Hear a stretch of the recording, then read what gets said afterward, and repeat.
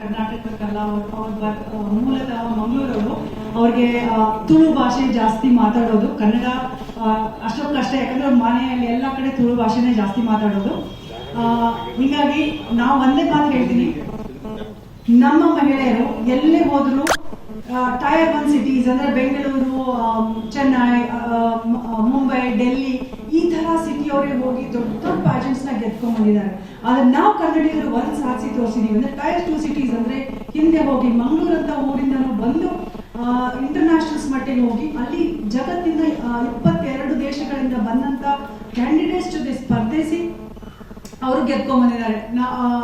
ಈ ಪಯಣದಲ್ಲಿ ಬಹಳ ಮುಖ್ಯ ಏನಂದ್ರೆ, ನೀವೆಲ್ಲ ನೋಡ್ತಿರೋ ಹಾಗೆ ಈ ಇಂಟರ್ನ್ಯಾಷನಲ್ ಪ್ಯಾಜೆಂಟ್ಸ್ ಅಲ್ಲಿ ನಮ್ಮ ನ್ಯಾಷನಲ್ ಕಾಸ್ಟ್ಯೂಮ್ ರೌಂಡ್ಸ್ ಅಂತ ಬರುತ್ತೆ. ಅಲ್ಲಿ ನಾವು ನಮ್ಮ ದೇಶದ ಸಾಂಸ್ಕೃತಿಕ ಏನು ನಾವು ವ್ಯಕ್ತಪಡಿಸ್ತೀವಿ ಅನ್ನೋದು ಅದನ್ನ ಇವ್ರು ಬಹಳ ಚೆನ್ನಾಗಿ ಮಾಡಿದ್ದಾರೆ. ಮೂಲತಃ ಮಂಗಳೂರಿನ ಒಬ್ಬರು ಕಲಾಕಾರರು, ಇವ್ರಿಗೆ ನಮ್ಮ ಟೈಗರ್ ಹೆಡ್ ಈ ತರ ಮಾಡಿದ್ರಲ್ಲ, ನೀವು ನೋಡ್ಬಿಟ್ರೆ ನಿಜವಾಗ್ಲೂ ಟೈಗರ್ ಅವ್ರ ತಲೆ ಮೇಲೆ ಕೂತ್ಕೊಂಡಿದೆ ಅನ್ನೋ ತರ ಇತ್ತು. ಮೋಸ್ಟ್ ಪ್ರಾಬ್ಲಿ ನಮ್ಮ ಇನ್ಸ್ಟಾಗ್ರಾಮ್ ಅಲ್ಲಿ ಹಾಕಿದ್ದು ವೈರಲ್ ಹೋಗ್ತಾ ಇದೆ ಪೋಸ್ಟ್, ಯಾಕಂದ್ರೆ ಅಷ್ಟು ಚೆನ್ನಾಗಿ ಕಾಣ್ತಾ ಇದೆ. ನಮ್ಮ ದೇಶದ ನಮ್ಮ ಕಲಾಕಾರರು ಮಾಡಿ ಇವರು ಅಲ್ಲಿ ಎತ್ಕೊಂಡು ಹೋಗಿ ಅಲ್ಲಿ ಪ್ರಸ್ತುತಪಡಿಸಿದ್ದು ಅದು ನಮ್ಮೆಲ್ಲರ ಹೆಮ್ಮೆ.